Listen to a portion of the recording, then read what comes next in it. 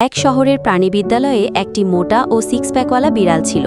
তার নাম ছিল টাইগার ভাই। টাইগার ভাই খুব শক্তিশালী, বড় গোফওয়ালা আর দামি সানগ্লাস পরে চলাফেরা করত। তার কাছে শক্তি ও বিলাসিতা ছিল, কিন্তু বিনয় ছিল না।